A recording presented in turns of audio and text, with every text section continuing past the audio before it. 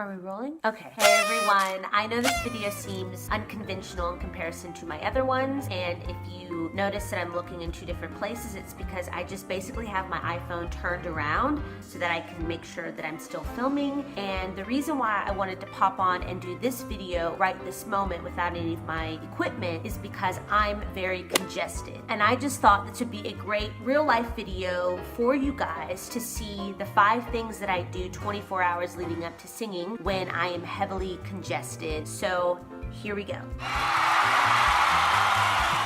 So, first of all, I just want to put a disclaimer out there for this video that make sure that if you are sick, that it has nothing to do with your throat region, that you don't have a sore throat, swollen tonsils, laryngitis, because it is unsafe to sing in those conditions. But there are some tips and tricks that I'm going to show y'all today to sing over just basic allergy congestion, or if you're getting over a bit of a head cold. You can, what I like to call, sing above your cold. So the first thing that I do, step number 1, I overhydrate in the 24 hours leading up. Hydration is very important. I've done a video purely dedicated to hydration. Hydration when you're sick is the best thing to flush out the ailment. It's the best thing to flush out whatever's riddling your body and making you kind of feel average. So I would recommend drinking a lot of water, eliminating any other liquids that you actually don't need. If you really can't give up your espresso, kind of like myself, I really love to have my coffee.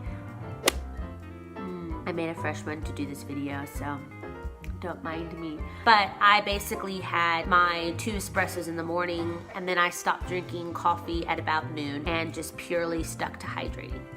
That's what I did. People might have their own opinion about that, but it didn't really negatively affect me to still have my coffee in the morning. I just got rid of dairy. I would recommend drinking as much as you possibly can. Just drink, drink, drink. Keep filling up your glass of water. Keep drinking throughout the day. Just make sure that you are constantly hydrating yourself. It will make a massive difference. Tip number 2 is all about what you eat 24 hours before you need to sing. I did a full video that I'll link here and I'll link it below of 5 food categories to avoid before a big performance, audition, studio time. So I would recommend definitely avoid dairy and anything that makes you produce more phlegm. You already have a lot of mucus because you have a head cold and you have a lot of congestion. So you don't want to add more phlegm to that. So avoid dairy pretty much at all costs. Some other things to avoid, just avoid greasy food. Avoid junk food. You need things that have nutrients in them so your body can get well. Eat things that make you feel good, that actually provide fuel for your body. Eat so that your body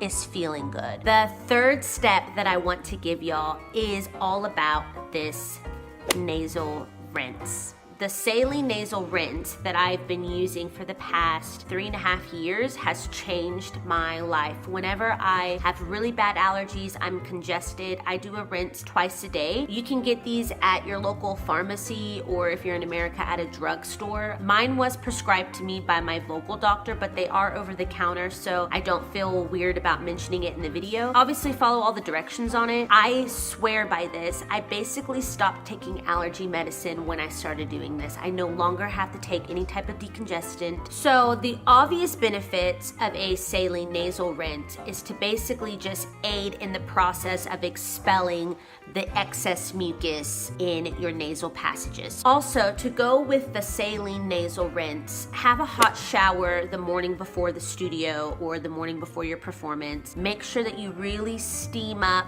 and try to flush out anything that's kind of in your head. It's just a good way to help break up all the mucus that's kind of sitting in your nasal passages, kind of sitting on your vocal cords. I have a little steamer at home. I don't always carry it with me when I travel. I'll insert a picture here of what it looks like, and I basically just fill that with hot water and I breathe it in, and that really helps to kind of clear anything in my head. My tip number 4 is to allow yourself an excess amount of time to warm up. You need more than 30 minutes on days where you're not feeling very good. You need more time to warm up and get your body warm, get your voice warm, and kind of get in the groove of things when you're not feeling very well. So my rule of thumb is that if I have to sing at 9 in the morning, I need to get up at 6 so that my body has 3 hours to actually wake up. And then I had a full hour of just warming up my vocal cords very slowly. A lot of people say that they sing better at night. Of course you sing better at night because you've had all day for your body and your vocal cords to warm up naturally. And that leads me into my tip 5, which is buzzing. The only way to really sing above a cold is to sing in your mask. That's where you want to sing anyways, but a lot of people sing with incorrect placement. When you sing in your mask, you're basically engaging all of these hollowed out passages that are in your face to produce resonance, to produce the sound that you want to make. You need to engage all of these hollows in order to make the sound and for it to sound really full. So when you have a cold, you're kind of more aware of it because it's blocked. So this is a great time to do your buzzing and to sing in your mask.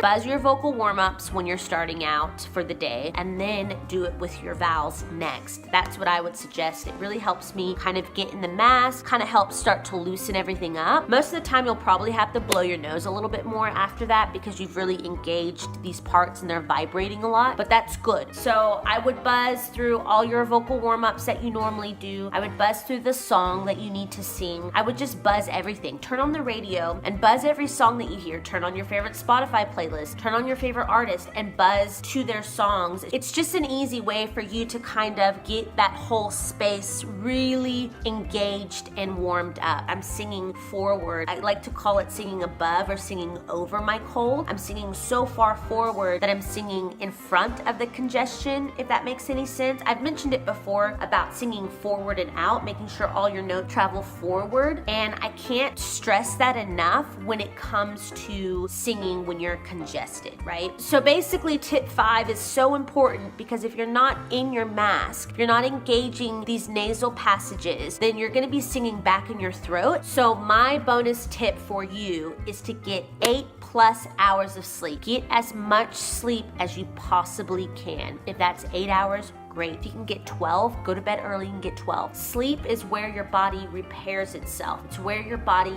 heals itself. That's why doctors and everyone tell you to rest. Your body needs rest to recover. So to close this video, I want to give you 2 things to avoid to help you sing over or above your congestion. One of the things that I want you to avoid is sniffing back, right? I was told by a doctor that when you sniff, basically your snot back, you're sniffing back the bacteria or the infection, you're basically sniffing it back into your nasal passages, which can lead to a sinus infection. So at all costs, try to blow your nose, get rid of the mucus, get rid of the bad mucus instead of sniffing it back. It's so easy, I know that it is, but I've started to train myself out of that habit even when I have allergies because I don't want all that stuff to go even further into my body. I'd rather get rid of it straight away. The second thing to avoid is clearing your throat. As a singer, it's really bad for your vocal cords. I know what it's like to have that bit of phlegm that's sitting at the back of your throat. It's really annoying. It makes your notes crack. I totally get it. I have it right now. But I have completely trained myself out of the habit of clearing my throat. It's very damaging. It can cause irritation and inflammation. And you don't want inflammation when you already have congestion. You don't want a sore throat on top of all of it. So an easy thing that you can do to kind of alleviate the phlegm that you feel in the back of your throat is to have some pineapple juice, to have some apple juice, which is great because that also has sugar and it helps kind of make a natural coating, or have like a hot lemon water. That is great to help soothe and also to help break up excess phlegm. Do other things besides clearing your throat. It's really, really, really bad for you as a singer. So train yourself out of those 2 habits, sniffing and clearing your throat. They're just not good for singers. There are other ways around them. Keep a tissue, keep a hanky, I don't know, sort it out, be an adult, be a big kid. Don't do it. Don't do it, okay? Don't. Anyway, I'm sorry if the quality isn't as poppin' as my other videos, but I really wanted to hop on here sick and tell you guys real life things that I do to sing over my cold. gosh.